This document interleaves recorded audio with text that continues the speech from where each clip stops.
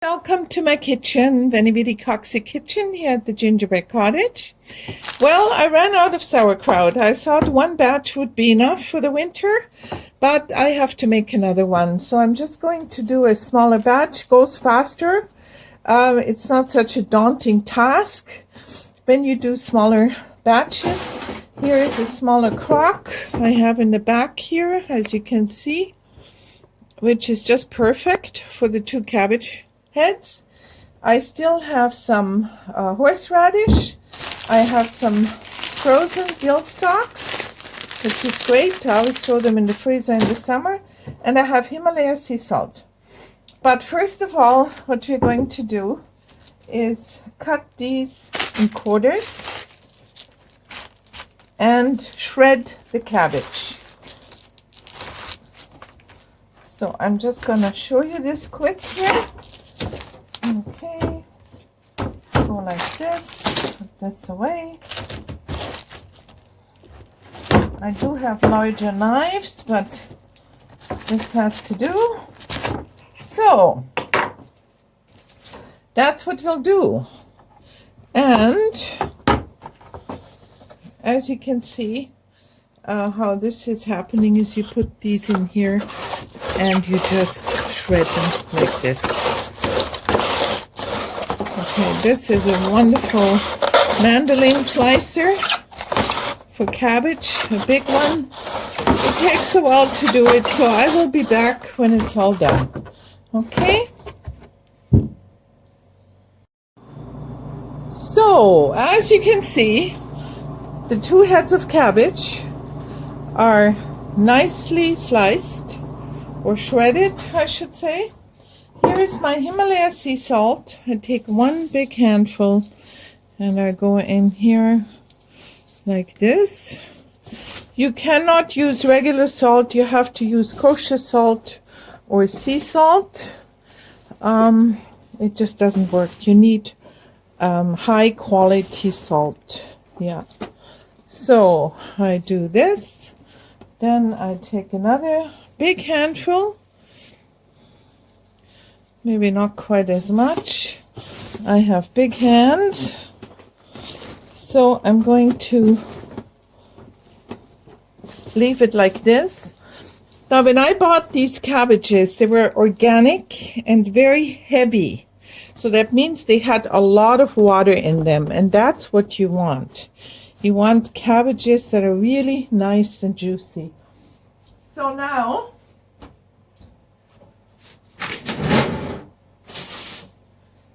this stays overnight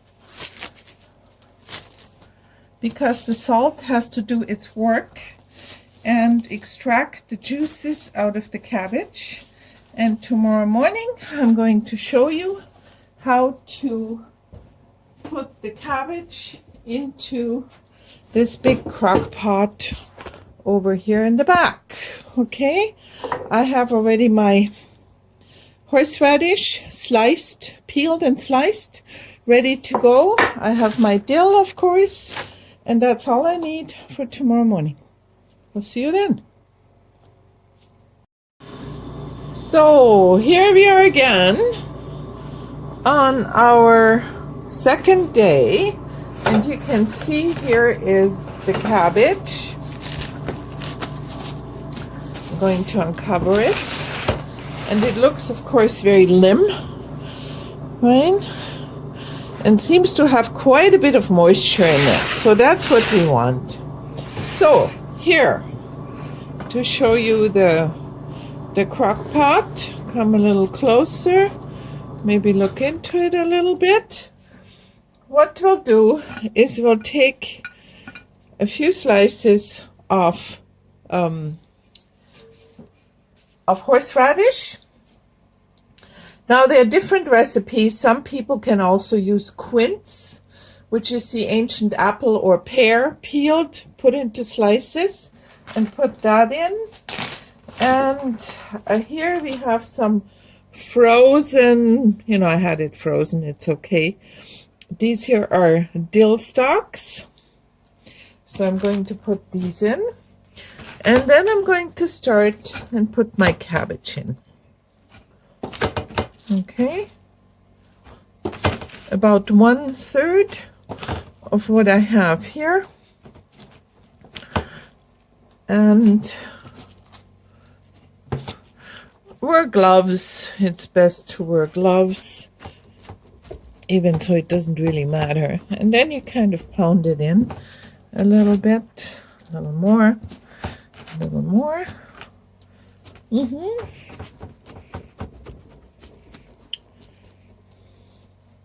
So then we have another, as I said, I only made 2 large heads.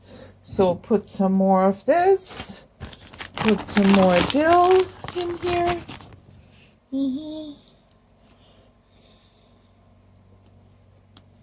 And this dill is perfect, it's just defrosted. It's not deteriorating or anything. So now, some more cabbage.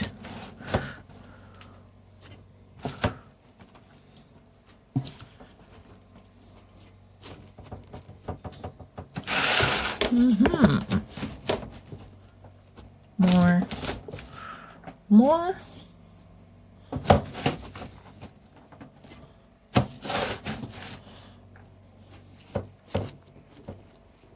Wonderful. Absolutely amazing cabbage. So now, a few more. A little bit of dill.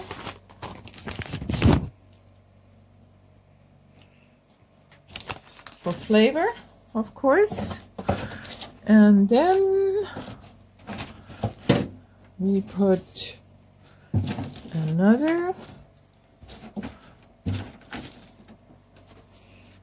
layer of cabbage on here. Actually, the rest goes in.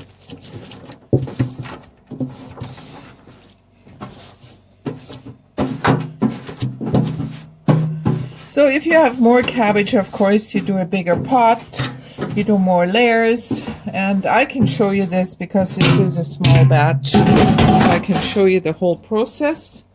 Here I have a couple of horseradishes left. Just gonna take the rest of the dill, put that in here. That's wonderful.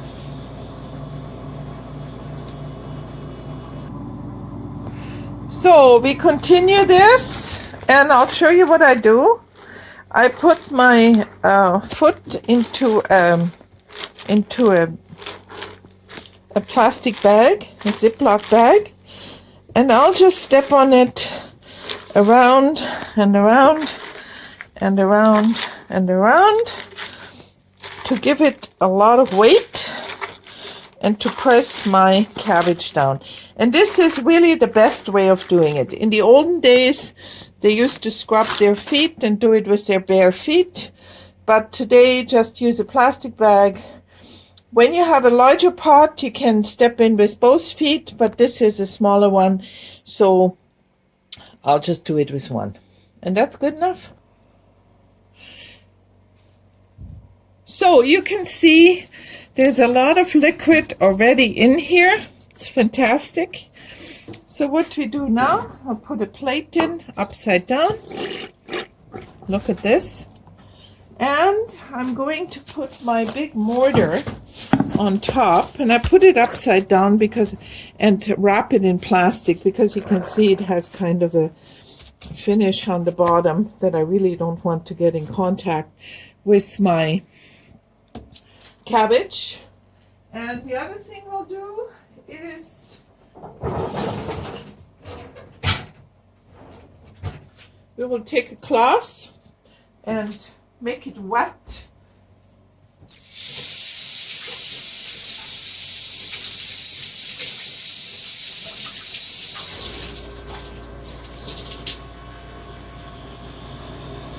So this cloth goes on top, and if you want to put another protective towel on top, and we're going to let this sit. I leave mine on the kitchen counter right here, so I can check it every day. Now, what I wanted to tell you about this is, I'm just gonna uncover it quickly. If you don't get enough liquid, like right now the liquid is already coming up, and it will come up further as the cabbage ferments. It will just bubble up. If you don't have enough, take a light salt solution, cook it up with water, distilled water or purified water with Himalaya sea salt, just like you would salt a soup. Let it cool down and pour it over the cabbage so you have enough liquid. Okay? So I'll see you next time. Again. I told you about the sauerkraut. This is a follow-up. Today is the second day of the kraut. Yesterday nothing happened. It was all clear liquid. But today you can see it's all bubbly already. So it's starting to ferment. And there's no yeast, there's nothing. It's absolutely nice and clear.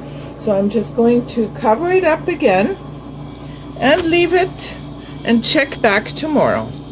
More of our sauerkraut. And as you can see, it's foaming up nicely. It's not getting moldy. Looks fantastic.